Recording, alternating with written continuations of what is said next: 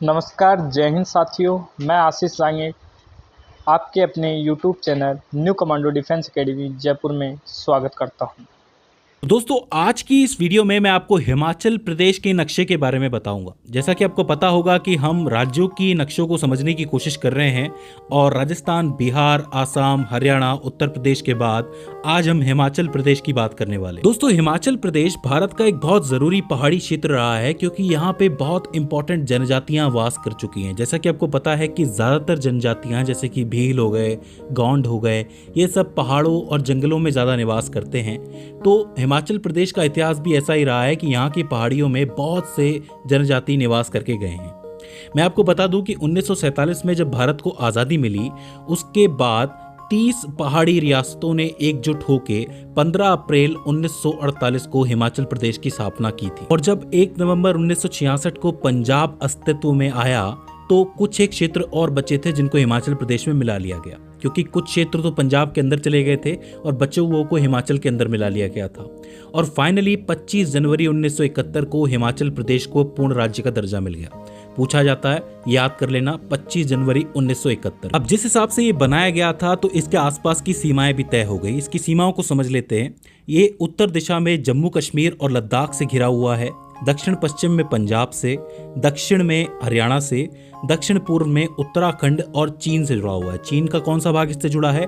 तिब्बत, यानी कि कुछ लोग इसको पूर्व तिब्बत भी कहते हैं, जो आज चीन का हिस्सा है, तो आप भी उसे चीन ही कहेंगे। तो इस तरीके से इसकी सीमाएं तय होती है, याद रख लो। उत्तर में जम्मू कश्मीर और लद्दाख, दक्षिण पश्चिम में पंजाब, दक्षिण में हरियाणा, दक्षिण पूर्व में उत्तराखंड तथा चीन। बात करें समुद्र तल से इसकी ऊंचाई की, तो देखो जिस तरीके का ये राज्य है ये ऊबड़ खाबड़ है, यानी कि यहाँ पे पहाड़ियां बहुत ज्यादा है। एक पहाड़ी है, उससे बड़ी एक पहाड़ी है, तो इसकी ऊंचाई तकरीबन 350 मीटर से शुरू होती है और 6975 मीटर तक जाती है। तो 350 मीटर से शुरू होती है और 6975 मीटर तक जाती है।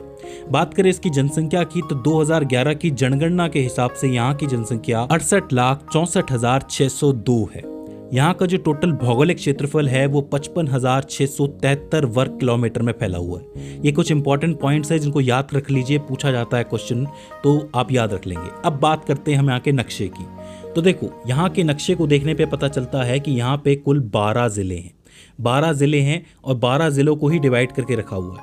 मैं आपको एक एक जिला याद करवाऊंगा और उस जिले के अंदर का जो हेडक्वार्टर है, जिसको मुख्यालय आप कहते हो, वो भी बताऊंगा कहाँ पे। देखो, यहाँ पे हम सबसे पहले ऊपर के 5 जिलों की बात करते हैं जो बड़े बड़े आपको नजर आ रहे हैं, 1, 2, 3, 4 और 5। इसमें सबसे पश्चिम में आपको नजर आएगा चंबा।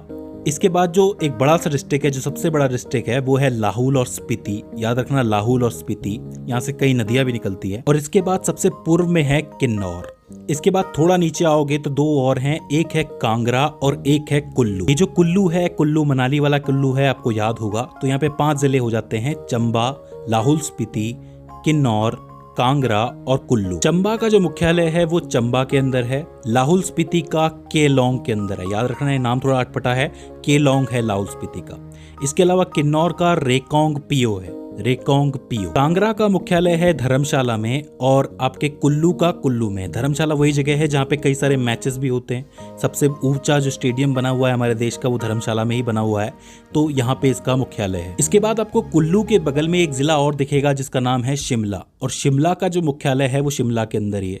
अब शिमला पर्यटन के हिसाब से बहुत ही फेमस है, इसके बारे में बताने की मुझे जरूरत नहीं है, तो यहाँ पे शिमला भी आपको अच्छी तरह याद रह जाएगा। इसके बाद कुल्लू के जस्ट नीचे आपको मंडी नजर आएगा। अब मंडी भी काफी फेमस है क्योंकि आपको पता है कि 2024 के लोकसभा चुनाव में मंडी से ही जीती हैं कौन?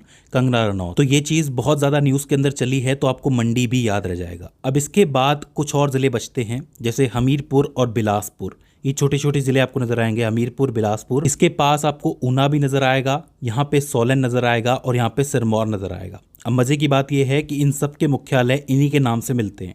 जैसे हमीरपुर का मुख्यालय हमीरपुर में है, बिलासपुर का बिलासपुर में है, ऊना का ऊना में है, सोलन का सोलन में है, लेकिन सिरमौर का जो मुख्यालय है वो नाहन के अंदर है। बस ये चीज़ आपको याद रखनी है। तो यहाँ पे सिरमौर एक अलग हो जाता है, लाहौल स्पीति अलग हो जाता है, किन्नौर अलग हो जाता है और कांगड़ा अलग हो जाता है। बाकी सब सेम है, सिर्फ 4 का ही है जो अलग अलग नामों पे है। तो इस तरीके से आपके 12 जिले हो जाते हैं और उनके मुख्यालय हो जाते हैं।